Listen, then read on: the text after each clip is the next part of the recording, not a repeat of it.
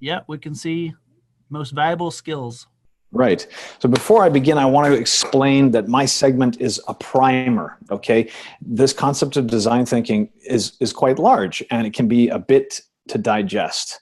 And we want to start small. So what we're going to do is start small and apply this to an individual, a life situation, before we get into how to apply it to a business situation. This slide here is the result of an engagement between the IIBA and KPMG in 2016. And you can see what happened was they surveyed thousands of people who are BAs and C-level executives that employ BAs to find out what is going to be the future of business analysis. And you can see clearly here that business knowledge and critical thinking and problem solving are still important in the future, but we add in leadership, creative and innovative thinking, and strategic thinking and analysis. And in my mind, design thinking is one of the most powerful skills that we can acquire as BAs to ensure our relevance in the future. And let me explain to you why I'm so excited about it. I started studying it back in October, November, and I have found it has made immense changes in my life. Not only do I apply it in my workplace, but I apply it at home. Things that problems that were presented to me, such as the car breaking down and there not being enough money, are now, I approach them with a sort of peace, a sense of peace, because I can apply design thinking to my situation and figure out how to address the problem in creative and unusual ways. And I tell you what, I haven't slept this well in years. And that may sound ridiculous, but it really is true. And I'm having so much fun at work as a result. People are starting to take notice that I'm able to provide unusual solutions and ideas to situations that are really outside the box.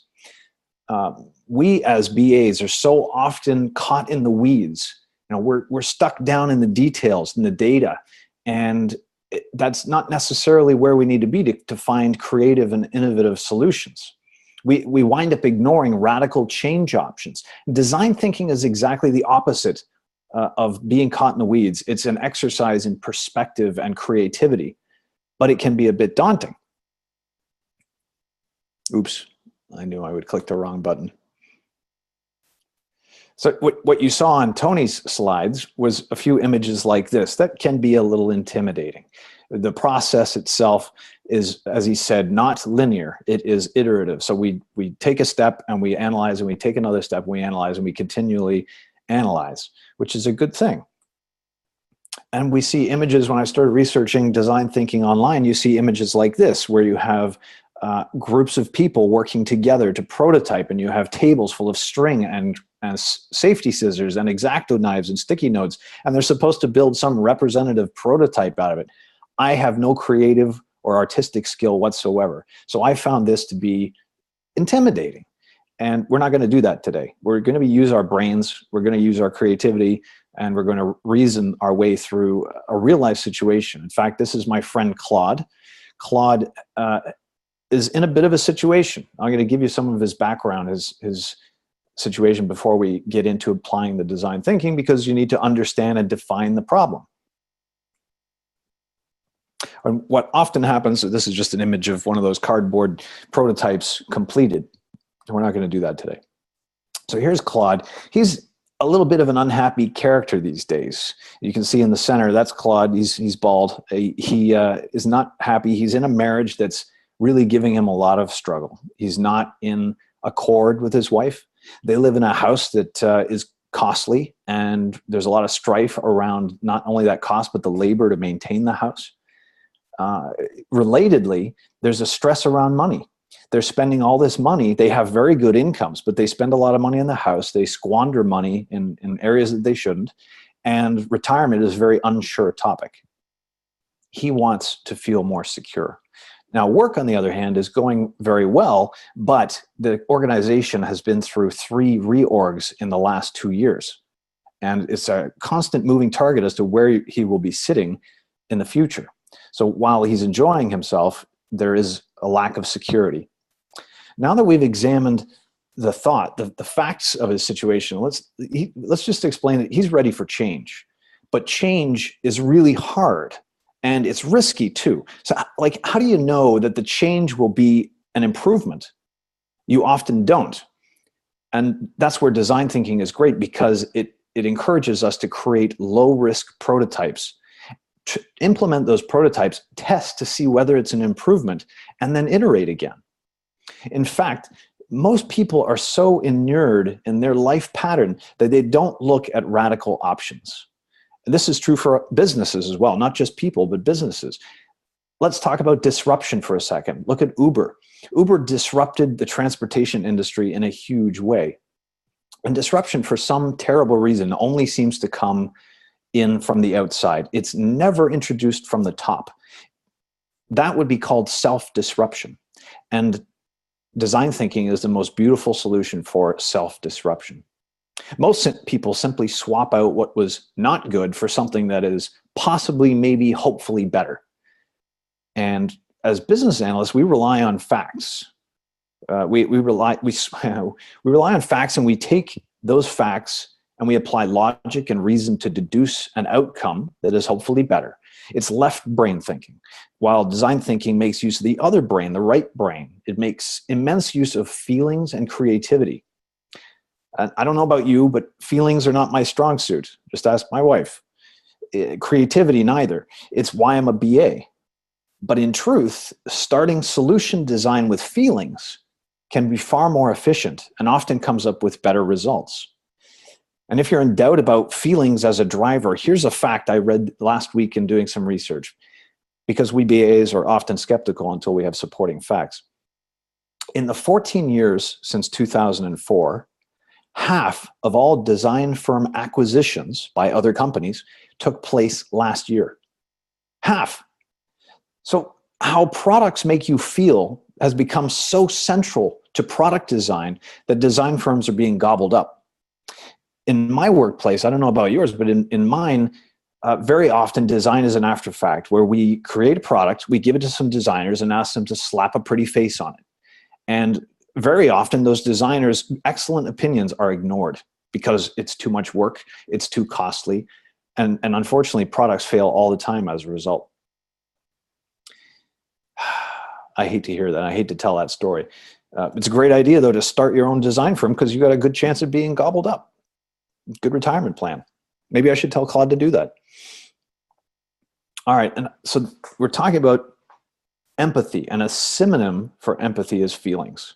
So let's look at the feelings that Claude was experiencing. When I spoke with Claude and we worked through this design thinking application, he felt trapped. He felt trapped in his marriage. He felt trapped in his home, which was costing too much money. He felt stagnant because he wasn't progressing in his life. He wasn't getting where he wanted to go. He felt hopeless and disconnected. Connection was a big deal to him. He wanted to feel connected to other people, connected to the land, to the environment. And I had him plot some things on a dashboard. So here's a view of the dashboard, and this could be retooled for any aspect that you're interested in evaluating. So we looked at love, play, work, and health. And as you can see, love and play were not so healthy, whereas work and health were very healthy. So there are opportunities for improvement. So we've kind of defined the problem here. And that problem is Claude's not happy. If you'd asked Claude what's wrong, he might have said, I'm married to the wrong person. But the problem really was much larger than that as we dug in. Now, in order to design a future that makes sense for him, we started to ask ourselves about what are the desired feelings. That's where we begin. It's empathy. So here are the feelings that he expected to have in the future. He wants to feel connected.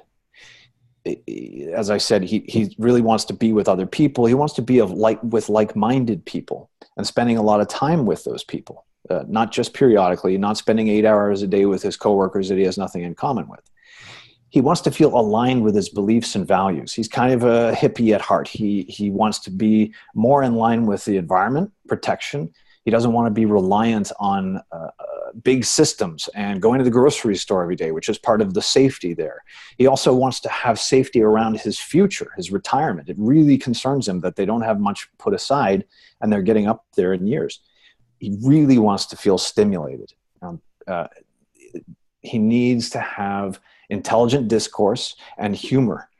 That's very, very important to him, and he needs to feel peaceful.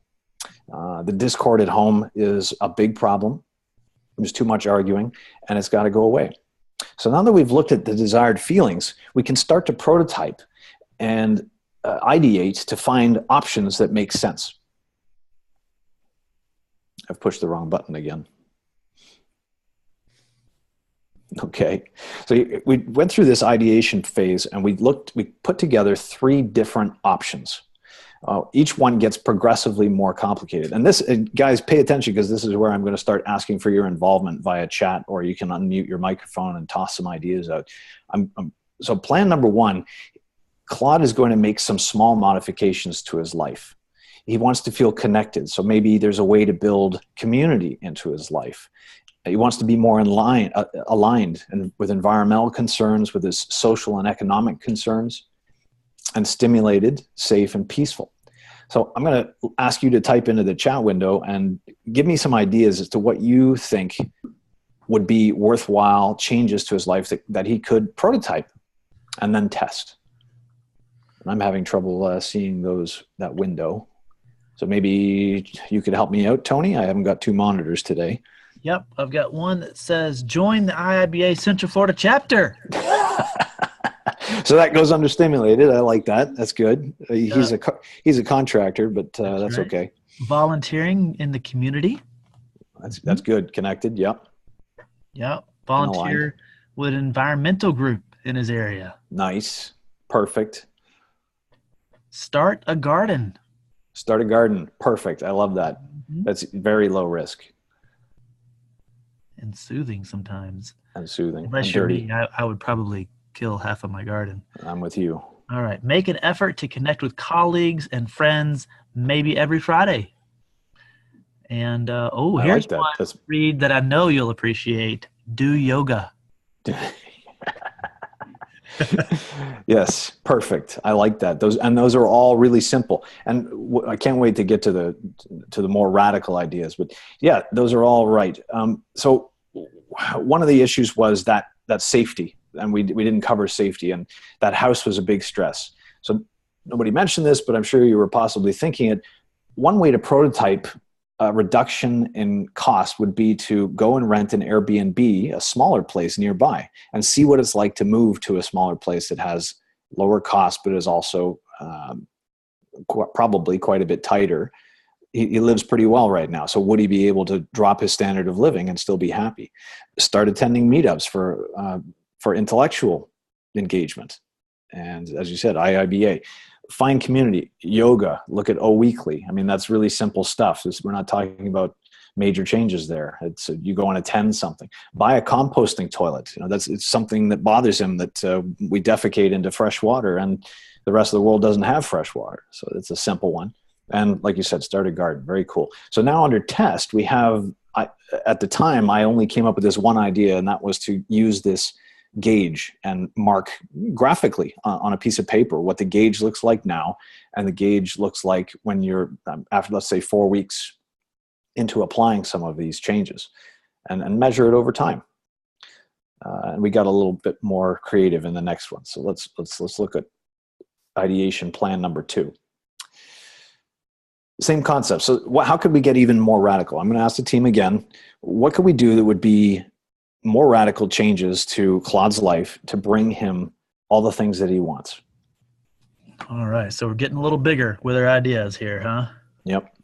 All right. Ooh, here's one. Move to a new community. Okay. Yeah. Oh, suggest a temp separation. There you go. Very good. That's what the chain was there. Suggest a temp.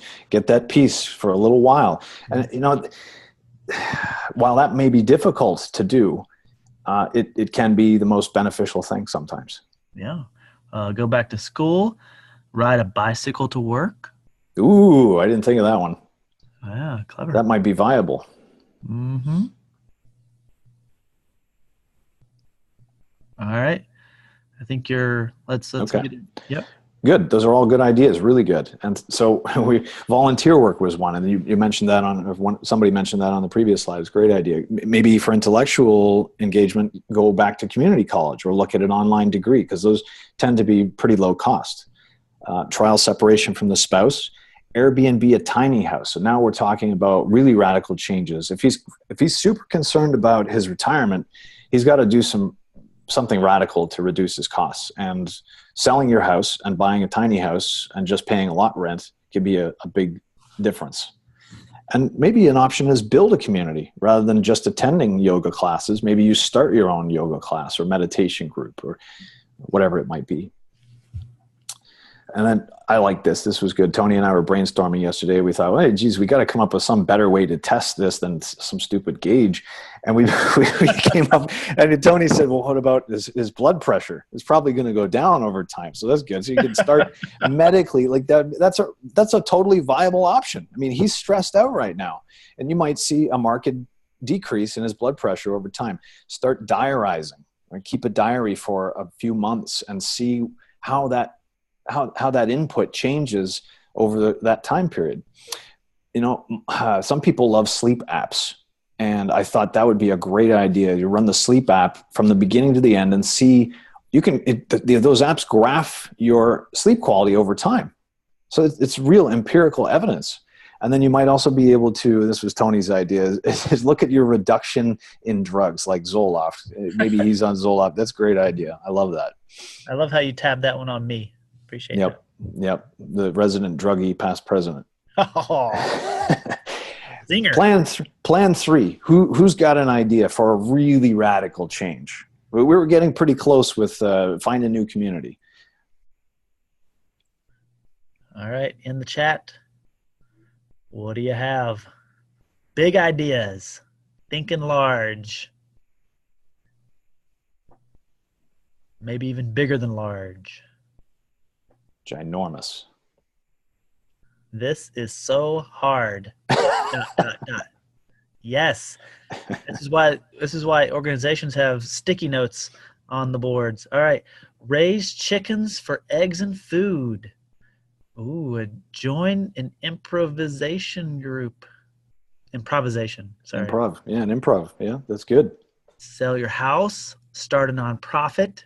Uh-huh. Let's see. I'll type it in here. Let's see. Oh, here's one. Become a minimalist. I like that. I'll type it in here just because. Just because what? Well, I can't see it anyway. Oh, I said get a divorce. Move to a low-cost country. Uh-huh. Ooh, I didn't even think of that one. That's a great idea. Low-cost country. Yeah. That's cool. So that is radical, and that's what we want. The beauty of design thinking is that we don't throw out any ideas. We don't discard them. No All ideas are valid, and we simply refine them. Okay? Mm-hmm. So here's what we came to as the most radical change. It was really to move to a commune. It seemed to fit everything that Claude was interested in. It gave him connection. It gave him alignment with values. Constant stimulation, because you're not sitting around on a commune and smoking bum wads. You're constantly busy building things, and self-governance is a big deal there. So you're aligned with others. It's very safe because you're growing your own food and you're trading with others. You have a sort of local and micro economy, and it's incredibly peaceful. You're in touch with the land.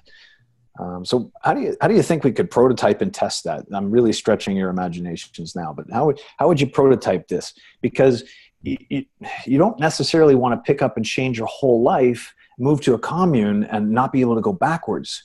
What if it doesn't work out right? What if you discover, oh my God, this was a terrible mistake?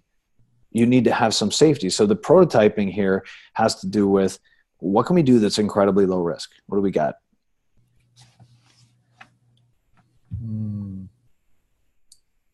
Rent your house. Good. Rent your house. Bit. Mm-hmm. Yep.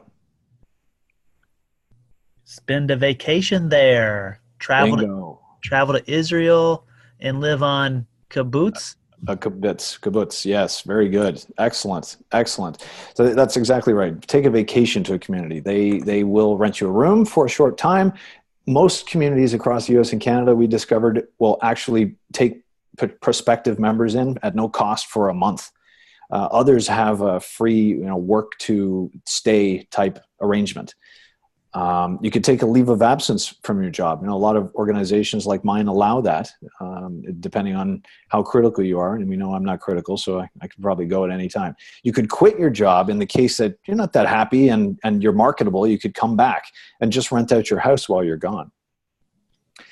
And finally, you could, if you were happy with a tiny house concept, you could quit your current job, sell the house, and take a tiny house with you. And what I like about that is that he'd be able to find positions wherever his house goes, wherever their work is. Very cool. And for testing, we figured we'd use the same metrics. Those would all be valid ways of testing these different solution options. So there you go. Those are the three massive life options that we've created for Claude, and he's in the process of implementing them, or considering them at least. What we'll do in a future meeting is try to apply this same design thinking concept to group work, where we're in a business setting. We're trying to self-disrupt and build a bunch of very creative options, and then build prototypes, much like the paper and wire pipe cleaner concepts we saw in the photos. So I hope that you found some value in that. Is there any questions or comments, things you want to talk about? Errors I made? Anybody want to make fun of Tony? Had a chance to build a prototype? Sometimes it's not easy in our corporate worlds to have the opportunity, but maybe even in your personal life.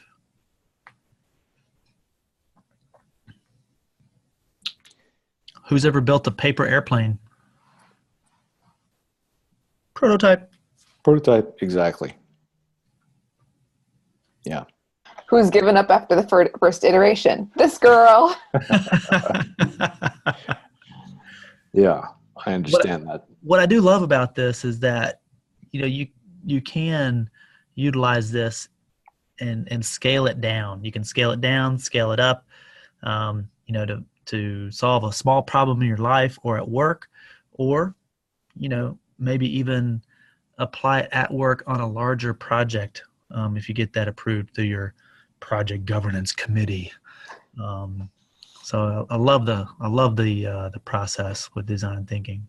So Reid, I have a question in terms of applying this to like your personal life, because we've been talking about applying it, helping somebody else ideate and iterate and prototype and test. But in terms of like my personal life, if I'm facing a challenge and I want to identify these ideas really quickly, is the goal to continue going through this cycle until I am uncomfortable?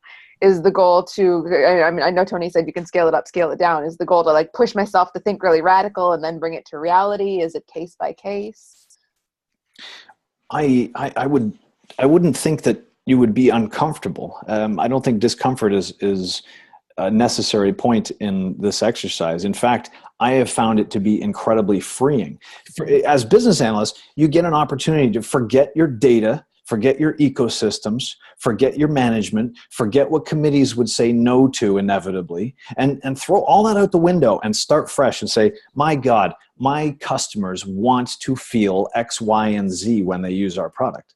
Or in my life, I am tired of feeling this emotion, and I will do anything to change it. What could I do that would be completely different? It's a really freeing thing. It's really exciting to think about it that way, because so often in life we are told not to take risks and not to be radical and to take the safer route. So I really like the idea of how freeing it can be to, at least for this part of it, kind of freeing up your mind and taking it as far as you want, but being focused on what you're really trying to accomplish. I've found that in practicing it just a few months, it has changed my perspective on things. I had a situation where we had the floors, we had the house inspected. I'm planning to sell the house, so I had it inspected to see what's wrong. Somebody came back and said, hey, Reid, the $11,000 that you spent on the floor 5 years ago accomplished nothing. there's no support whatsoever, and it has to be completely redone. And I tell you, I chewed on that for a while, but it didn't upset me the way it used to. I used to think, oh, woe is me, woe is me. I've got to spend another $11,000 to get this floor done right. And when I started applying some design thinking, it didn't bother me at all, because I came up with ideas, and one of those ideas was sue the contractor, and which I contacted the contractor, and he's going to take care of it. So it's a simple example, but just using mindset can make a big difference. Nice.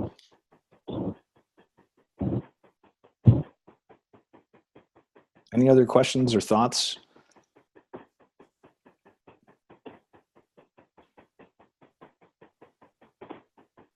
No, nothing. Okay. Well, I think this was a really worthwhile exercise. I hope that you guys found value in it too. And we're going to set up another session, as I said, about covering application of this to more of a business scenario where we work in teams. And we've got that board retreat next weekend where we'll start coming up with a year's worth of events. And we'll be in touch with you very soon. I think we'll send out this presentation